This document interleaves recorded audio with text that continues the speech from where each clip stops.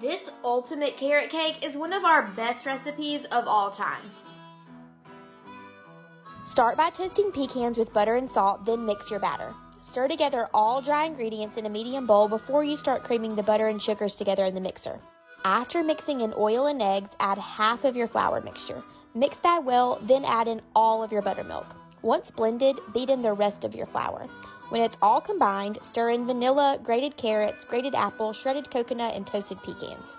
Divide your batter into 3 9-inch cake pans. Bake at 350 degrees for 25 minutes, then let cool completely before frosting with a brown sugar cream cheese frosting, which is way better than a regular cream cheese frosting if you ask me. Garnish your cake with pecans, or you could get extra fancy with some carrot curls. Clearly today, I was just ready to dig in. Happy baking! This pound cake really lives up to its name. The OG pound cake recipe called for a pound of each butter, sugar, flour, and eggs. This recipe for our $1 million pound cake is similar to the very first recipes from France and England because it uses close to a pound of each ingredient. But unlike the OG recipes, we added milk for flavor and a lighter texture. A lot of baked goods rely on chemical leavening from baking powder or soda to rise in the oven, but most pound cakes don't include these ingredients. Instead, we cream butter and sugar for several minutes, beating air into the batter to make it light and fluffy. We're not exactly sure where the name $1 million pound cake came from, but we do know when you eat it, you'll feel like $1 million bucks. I'm gonna walk you through my recipe for a lemon poppy seed cake. In a large bowl, aggressively whisk together flour, sugar, and lemon zest to coat the flour and sugar in the oils from the lemon zest. To this mixture, add poppy seeds, baking powder, kosher salt, and baking soda. Whisk to combine. In a separate bowl, whisk together sour cream, eggs, vegetable oil, lemon juice, and vanilla extract until smooth. Add to dry ingredients and whisk until homogeneous. Note that the batter may be a little lumpy, and that's okay. Transfer to a greased and lined loaf pan and put in a 350-degree oven for about 45 minutes. Cool completely. To make the glaze, simply combine the powdered sugar with the zest and juice of 1 lemon. Evenly spread over pound cake and sprinkle with additional poppy seeds. Allow to dry before cutting. Speckled with poppy seeds and extra lemony, this cake won't last long on your counter. When fudge and cake join forces, you get one fabulous dessert. Basically brownies in cake form, this fudge cake is equally fudgy and cakey and is one of the easiest cakes you'll ever make. Melt butter and bittersweet chocolate, then stir in granulated sugar and let stand 10 minutes before whisking in 4 eggs. Fold in flour, chopped pecans, and vanilla until just combined, then place batter in a greased or parchment-lined baking dish. I prefer parchment to help ease the cleanup process, plus it makes it super easy to get the baked cake out of the dish. Bake at 300 degrees for about an hour, then let cool completely before slicing and dusting with powdered sugar. Check the link in our bio for the recipe to try it for yourself. Texas sheet cake is one of those chocolate desserts that has never really blown my mind. I've always felt like the chocolate flavor wasn't all the way there, and I've always preferred rich, decadent brownies over the sheet cake. But this Texas sheet cake in a skillet totally changed my mind on the matter. It is bursting with rich chocolate flavor, and the cooked icing really takes it over the top. I'm team no nuts in my brownies, but since pecans are a classic garnish for Texas sheet cake, I added them to the top. But they're totally optional. Honestly, I prefer it without them. Y'all know I make a ton of dessert videos, and there is no way I can ever eat all of the desserts I make. I usually give them away to friends and family, but there was no way I was going to share this one. My fiance and I cleaned this skillet right up by ourselves in a matter of a few days. And if y'all make it, I'm pretty confident you'll do the same thing. This cake recipe is as easy as 1, 2, 3, 4. You can memorize this recipe in no time because of the 1, 2, 3, 4 rule. A cup of butter, 2 cups of sugar, 3 cups of flour, and 4 eggs. You'll also need 1 of everything else. A cup of milk, a tablespoon of baking powder, and a teaspoon of vanilla. Beat butter and sugar, then add in eggs. Whisk flour and baking powder together and beat in alternately with milk.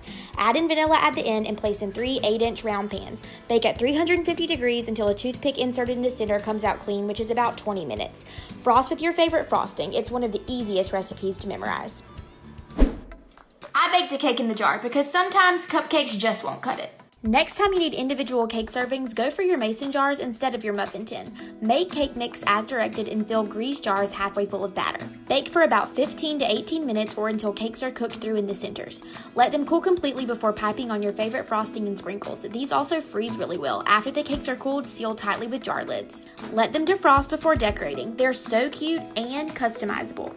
If you're from certain parts of the South, you'll know that this isn't a regular chocolate cake. This little layer chocolate cake is made up of 18 layers of vanilla cake with a thin layer of chocolate icing spread between each one. Where I'm from in South Georgia, they can range anywhere from 10 to 18 layers, but of course because I'm so extra, I always go for 18. The Smith Island cake in Maryland and the Dauberge cake of New Orleans are similar, but this particular recipe can only be found south of the Gnat Line in Georgia. My great-grandmother made this recipe every year for my mom's birthday and increased the layers by 1 for each year.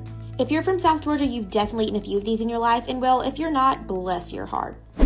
You need this apple cream cheese sheet cake recipe. When my fiance tried this, he said it was like apple pie in cake form, and he's not wrong. The ratio of batter to apples is not what you would expect from a regular cake. This thing is full of apples. In fact, when you're stirring together the really thick batter, you're probably going to think that the recipe is wrong. But trust me, this is what it's supposed to look like. This recipe is one of our most requested apple recipes, and for good reason. It's super flavorful, really moist, and topped with the cream cheese frosting, which I'm convinced makes everything better. I use Granny Smith apples because they're super tart and go really well with the sweet frosting and cake. Plus, they hold their shape after being cooked. Recipe link is in our bio. Let me know if you make it in the comments. Pineapple upside down cake is one of those vintage desserts that's been around for ages, but I feel like never gets the attention it deserves. It's so pretty, plus relatively easy to make. The cast iron skillet is actually the perfect baking vessel for a pineapple upside down cake because it's non-stick, but also heavy enough to withstand prolonged hot temperatures in the oven. Basically, you bake pineapple slices in a butter caramel sauce, garnish with maraschino cherries, and pour a light sponge-like batter on the top. The fluffy batter comes from incorporating whipped egg whites into the batter. It lightens it up and is the perfect, almost angel food-like cake pairing to go with the sweet caramelized pineapple. Some nights, you just want chocolate cake. And the batter for this one comes together in one bowl in less than 5 minutes. In a large bowl, whisk together flour, brown sugar, and cocoa powder. Add baking soda and kosher salt and mix to combine. Next, add very hot coffee, vegetable oil, and apple cider vinegar. Whisk until well incorporated. Pour batter into an 8 or 9 inch cake pan that has been greased and lined with parchment paper. Transfer to a 350-degree oven for 50 to 55 minutes until a toothpick inserted in the center comes out clean. Surprisingly moist, super simple, and good with or without frosting. You might make this for yourself as often as I do. The secret to the best chocolate cake is actually a sandwich condiment that I know is in your fridge right now. Brew 1.5 cups strong coffee and mix with a cup of unsweetened cocoa powder. Whisk the dry ingredients in a large bowl and beat the sugar and eggs with an electric mixer. Now here's the secret ingredient, mayo. The tang and creaminess of this condiment helps make the cake super moist and brings out the chocolate flavor.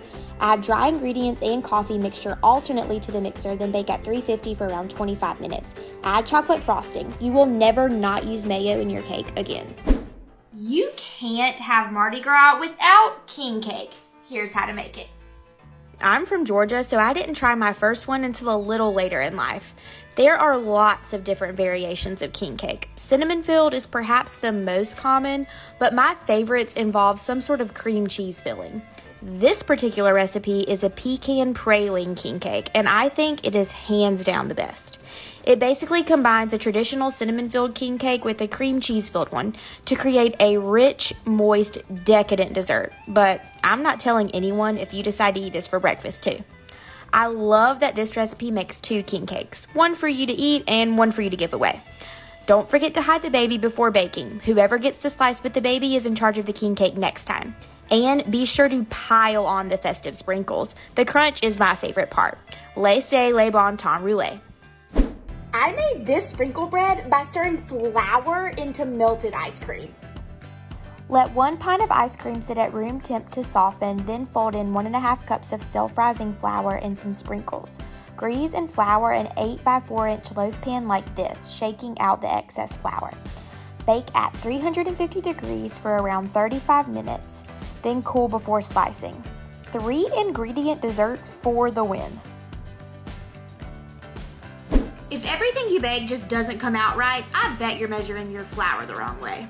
Scooping flour with your measuring cup like this is totally wrong. Packing it into a cup by tapping, also wrong.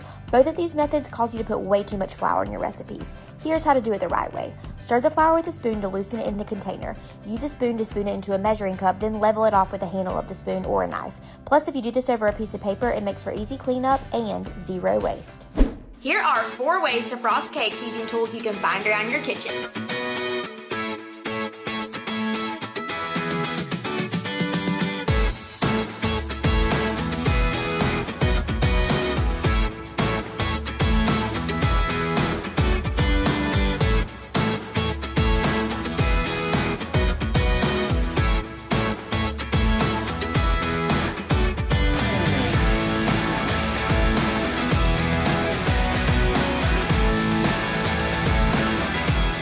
Hate to break it to you, but you've been cutting cakes wrong your entire life. Here's the mathematically correct way to do it.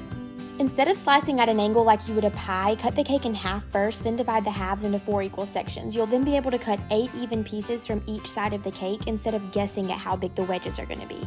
This trick is used by wedding planners to get the most out of wedding cakes and has been proved by mathematicians as the right way to do it.